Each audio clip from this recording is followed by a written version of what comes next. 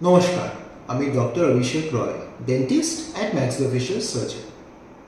অনেক সময় কিছু দাঁতে অসহ্য যন্ত্রণা হয়, ব্যথাটা মাঝে মাঝে হয়, কিছু খাবার খেলে হয় বা কন্টিনিউয়াসলি সারাদিন হতেই থাকে। ওই দাঁতে একটা বড় গর্ত হয়ে যায় বা ওর একটা অংশ ভেঙে বেরিয়ে যায়। এই সিচুয়েশনের সলিউশন হচ্ছে আরসিটি, মানে রুট কানাল ট্রিটমেন্ট।